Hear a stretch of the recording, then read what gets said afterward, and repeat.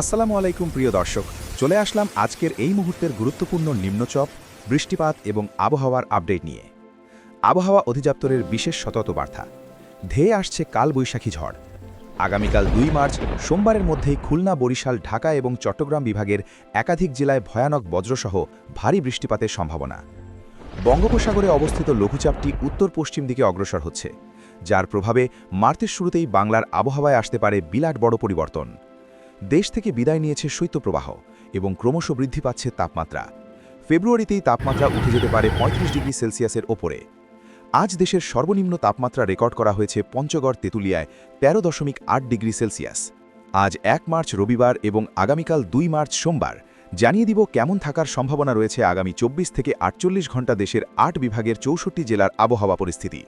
তাই প্রিয় দর্শক, আপনি দেশের কোন জেলা থেকে ভিডিওটি দেখছেন এবং আপনার জেলায় এই মুহূর্তে আবহাওয়ার কেমন অবস্থা রয়েছে কমেন্ট করে আমাদেরকে জানিয়ে দিন। প্রতিদিনের নিত্য নতুন আবহাওয়ার খবর এবং পূর্বাভাস পেতে এই ভিডিওটিতে লাইক দিয়ে চ্যানেলটি সাবস্ক্রাইব করে বেল আইকন অন করে রাখুন। প্রিয় দর্শক, চলে আসলাম আবহাওয়ার পূর্বাভাস মেঘমালা চিত্রে। এখান থেকে দেখতে পাচ্ছি আগামীকাল সোমবার ২ মার্চের মধ্যেই পশ্চিমবঙ্গ, এদিকে দক্ষিণবঙ্গ, এদিকে খুলনা বিভাগ, বরিশাল বিভাগ, চট্টগ্রাম বিভাগ সহ ঢাকা বিভাগের একাধিক জেলায় ভয়ানক বজ্রসহ বৃষ্টিপাতের সম্ভাবনা রয়েছে।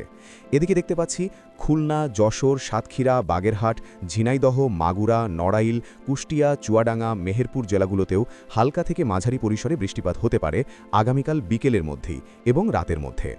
এদিকে দেখতে পাচ্ছি বরিশাল, পটুয়াখালী, ভোলা, বরগুনা, ঝালকাঠি, পিরোজপুর জেলাগুলোতেও বিকেল এবং রাতের মধ্যেই কোথাও কোথাও ৯ থেকে ২০ মিলিমিটার পর্যন্ত বৃষ্টিপাত হতে পারে। ভারতের পশ্চিমবঙ্গ, কলকাতা, কালনা, খড়গপুর, চন্দননগর, আরামবাগ, মুর্শিদাবাদ, দুর্গাপুর, কাটোয়া এই অঞ্চলগুলোতেও কোথাও কোথাও ১০ থেকে ২২ মিলিমিটার পর্যন্ত বৃষ্টিপাত হতে পারে। দক্ষিণ অঞ্চলের আকাশটা মেঘলা পরিস্থিতি থাকতে পারে। এবং প্রিয় দর্শক, আমরা দেখতে পাবো রাতের মধ্যে এদিকে রাজশাহী বিভাগের পাবনা, বেড়া, এদিকে ভেড়ামারা, লালপুর, এদিকে রাজশাহী, পুঠিয়া এই অঞ্চলগুলোরও দু এক জায়গায় আংশিক পরিসরে আকাশটা মেঘলা পরিস্থিতি থাকতে পারে।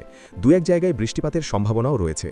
তবে এদিকে আমরা দেখতে পাচ্ছি ময়মনসিংহ বিভাগ, এদিকে রাজশাহী বিভাগের অন্যান্য অঞ্চল, রংপুর বিভাগের আকাশটা কিন্তু মোটামুটি পরিষ্কার থাকতে পারে। তবে রাতের দিকে ঢাকা, নারায়ণগঞ্জ, মুন্সীগঞ্জ, গাজীপুর, মানিকগঞ্জ, নরসিংদী, টাঙ্গাইল, ফরিদপুর, রাজবাড়ী, মাদারীপুর, শরীয়তপুর, গোপালগঞ্জ, কিশোরগঞ্জ, এদিকে দেখতে পাচ্ছি সিলেট, সুনামগঞ্জ, হবিগঞ্জ, মৌলভীবাজার অঞ্চলগুলোর আকাশটা মেঘলা পরিস্থিতি বিরাজমান থাকতে পারে এবং দু এক জায়গায় হালকা পরিসরে বৃষ্টিপাত হতে পারে। তবে প্রিয় দর্শক, দেখতে পাচ্ছি লঘুচাপের প্রভাবে কিন্তু সরাসরি বাংলায় কোনো প্রভাব বিস্তার করার সম্ভাবনা নেই। আংশিক পরিসরে মেঘমালা প্রবেশ করতে পারে। তবে এই লঘুচাপ কিন্তু আগামী কয়েকদিনের মধ্যেই সমুদ্রে বিলীন হয়ে যাবে। প্রিয় দর্শক, এই মুহূর্তের ইউরোপিয়ান ভূ উপগ্রহ স্যাটেলাইট চিত্র থেকে দেখতে পাচ্ছি এই মুহূর্তে খুব একটা বাংলার আবহাওয়ায় মেঘমালা নেই। তবে আংশিক পরিসরে ঢাকা, নারায়ণগঞ্জ, মুন্সীগঞ্জ, গাজীপুর, মানিকগঞ্জ, নরসিংদী, টাঙ্গাইল, ফরিদপুর, রাজবাড়ী, মাদারীপুর, শরীয়তপুর, গোপালগঞ্জ, কিশোরগঞ্জ, এদিকে দেখতে পাচ্ছি নোয়াখালী, লক্ষ্মীপুর, ফেনী, কুমিল্লা, চাঁদপুর, ব্রাহ্মণবাড়িয়া, এদিকে রাজশাহী। প্রিয় দর্শক, শৈত্যপ্রবাহ বিদায় নিতেই দেশের তাপমাত্রা ক্রমশ বৃদ্ধি পাচ্ছে। ঢাকা বিভাগে দেখতে পাব আগামীকাল সকাল এবং দুপুরের মধ্যে সর্বোচ্চ তাপমাত্রা উঠে যেতে পারে ৩৬ ডিগ্রি সেলসিয়াসে, বরিশাল বিভাগে ৩৪ ডিগ্রি, খুলনা বিভাগে ৩৫ ডিগ্রি, চট্টগ্রাম বিভাগে ৩৬ থেকে ৩৭ ডিগ্রি।